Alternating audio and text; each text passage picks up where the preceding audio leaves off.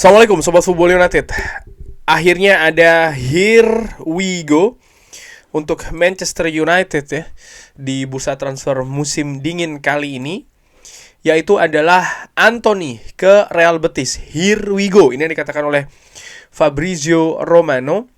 Kesepakatan secara verbal ini telah dilakukan dua pihak ya, Manchester United dan juga Real Betis, dan tentu saja dengan pihak Anthony. Sekarang situasinya dokumen ini sedang dicek dan Anthony akan travel ke Real Betis untuk melakukan tes medical. Manchester United ingin Anthony ini meninggalkan Manchester United dengan hanya pinjaman tanpa ada klausul beli. Jadi tidak ada kewajiban beli untuk Real Betis.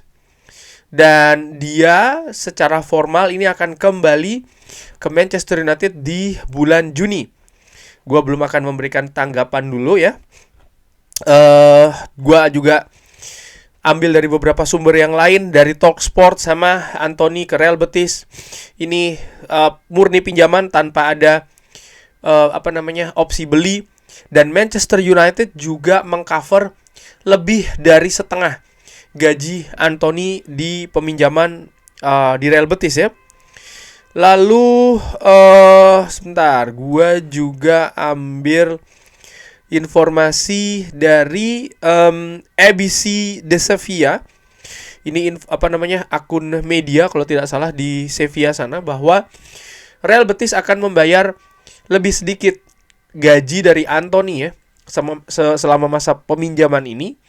Manchester United tapi di sisi lain memasukkan klausul penalti kalau sang pemain tidak bermain di dalam beberapa pertandingan, sejumlah pertandingan. Dan ini berarti memang Real Betis harus memainkan Anthony dengan jumlah pertandingan tertentu, kalau tidak justru jumlah menit tertentu. Ini situasi yang menurut gue juga menarik ya. Lalu dari sumber lainnya, dari Relevo, bahwa Ruben Amorim ingin Manchester United ataupun board dari Manchester United ini memberikan garansi kalau mereka akan mendatangkan pemain baru kalau Anthony diperbolehkan untuk cabut dengan pinjaman. Real Betis ini sedang menunggu ya proses ini, dan Anthony pun juga sedang menunggu kesempatan untuk bisa ke Spanyol. Jacobs Band juga mengabarkan hal yang sama, bahwa kesepakatan secara penuh terkait dengan peminjaman ini sudah disetujui dan dia pun juga sudah diberikan izin untuk ke Spanyol. Oke. Sebelum ke kabar yang lain, gue ingin membahas dulu terkait dengan situasi Anthony ini. Apa artinya? Artinya, ya dia hanya akan sebagai pinjaman di Real Betis, tidak lebih, sampai dengan akhir musim nanti. Dan apakah ini berarti dia akan kembali ke Manchester United? 100% iya, di bulan Juni. Tapi apakah Anthony akan menjadi bagian dari skuad Ruben Amorim untuk musim depan?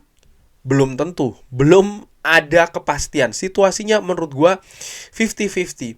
Kalau mengambil dari pemberitaan bahwa Ruben Amorim ingin ada ganti dari Anthony kalau Anthony ini lepas, artinya Ruben Amorim sebenarnya ada satu situasi di mana dia sebenarnya yang menginginkan Anthony ini stay kalau tidak ada gantinya. Karena ya selalu gua katakan juga ya, tidak bisa hanya melepas pemain itu saja, gantinya pun juga harus dicari. Nanti gue juga akan berbicara ke arah sana, siapa pemain yang dicari dan lain-lain. Tapi menarik, sering juga gue katakan di Football United ini bahwa ketika Manchester United melepas pemain, mau itu sebagai pinjaman ataukah sebagai dijual secara permanen, ya dilepas secara permanen transfer, ataupun kontraknya tidak diperpanjang dan lain-lain, ini semua ada hitungannya. Dan menurut gue Anthony pun juga seperti itu. Kenapa kok Manchester United hanya pinjaman nih, tidak ada opsi beli?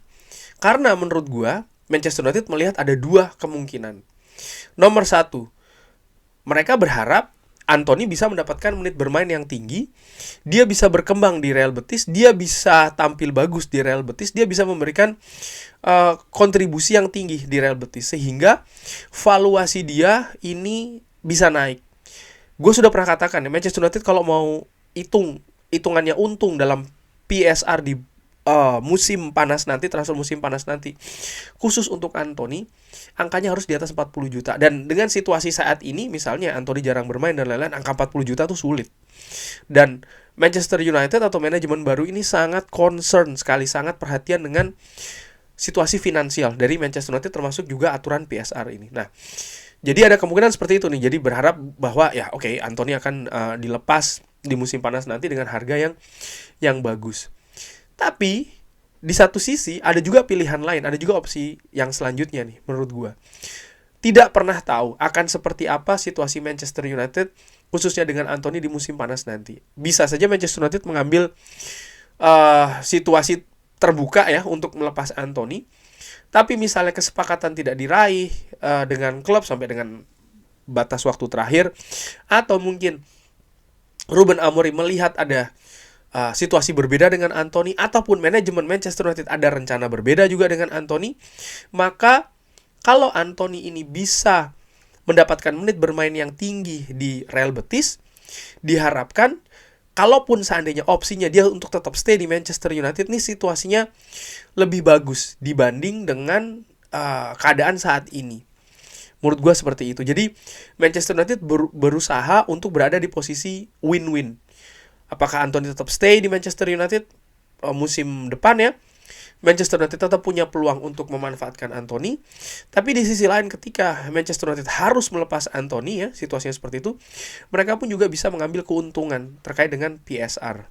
Nah, tapi Ruben Amorim tadi mengatakan bahwa Anthony lepas harus ada yang datang. Nah, disebutkan oleh Fabrizio Romano bahwa Patrick Dorgu ini sudah atau Manchester United sudah membuka pembicaraan secara resmi dengan Lecce untuk mendatangkan Patrick Dorgu.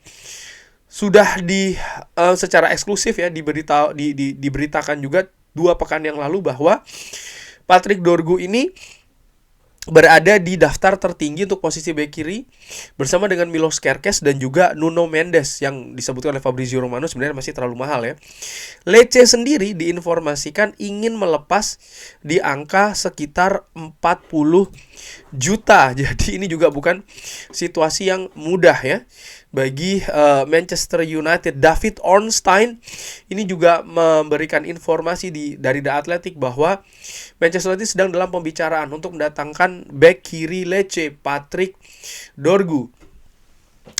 Gazeta dello Sport, La Gazzetta dello Sport, Lecce akan membiarkan Patrick Dorgu meninggalkan ke Manchester United kalau tawarannya ini sekitar 30 juta pound plus bonus lagi, berarti sekitar 40 juta euro. Kontak sudah dilakukan di antara 2 klub dan saat ini masih terus berlangsung ya. Lecce sendiri ingin kesepakatan ini secepatnya selesai. Jadi disepakati ini menarik Patrick Dorgu. Simon Jones dari Daily Mail juga mengatakan bahwa dalam beberapa jam ke depan akan ada negosiasi antara Manchester United dengan Lecce. Jacobs Ben sebenarnya Manchester United nih ingin ada di angka 21 sampai 25 juta pounds, berarti ada sekitar 5 jutaan lah ya. Kalau kita ambil batas teratas ya 25 juta pound dengan 30 juta pounds plus bonus yang diinginkan oleh Lecce, berarti ada sekitar 5 juta pounds perbedaannya. Ya kalau dikatakan ya kan hanya 5 juta saja bang, kenapa tidak diselesaikan saja angkanya? Apa Manchester United tidak ada duit? Sekali lagi bukan soal masalah ada atau tidak duitnya. Kabar terakhir yang gue dapatkan bahwa Manchester United ini hanya sekitar 2-3 juta di bawah batas PSR. Jadi memang tidak leluasa banget ya Manchester United terkait dengan situasi finansial PSR. Dan gua juga melihat Patrick Dorgu 20 tahun. Masih 20 tahun ya, bermain untuk tim nasional Denmark. Ada 2 warga negara Denmark dan juga Nigeria. Dia bisa bermain di sisi kiri sebagai bek kiri ataupun juga sebagai penyerang sayap kiri. Kontraknya saat ini di Lecce sampai dengan tahun 2029. Market value-nya dia by the way ada di sekitar 20 juta euro. Jadi kalau Lecce menginginkan 40 juta euro, praktis ini 2 kali lipat. Dan dia ini ketika didatangkan dari klub Denmark oleh Lecce, itu hanya berharga 200.000 saja. Itu 2 tahun yang lalu, di musim panas 2 tahun yang lalu ya. Jadi investasi ini sangat bagus bagi Lecce. Dan ada informasi lain, nah gue belum tahu nih apakah Dorgu akan bisa datang, tapi kayaknya Manchester United sangat mendorong untuk hal tersebut, di mana Ruben Amorim pun juga meminta seperti itu ya, bahwa kalau ada pemain yang lepas ada pemain yang masuk. Apakah dia akan cocok misalnya dengan situasi di Manchester United, Liga Inggris dan lain-lain? Di situ adalah tantangannya, dan gue secara dengan amatiran gue tidak tahu. Daripada gue bilang seperti apa ya, mendingan kalau gue tidak tahu gue bilang tidak tahu. Tapi menarik bahwa pemain ini 20 tahun datang ke Manchester United yang sedang dalam situasi sulit, sedang dalam situasi sulit, maka mental karakter ini juga harus siap ya.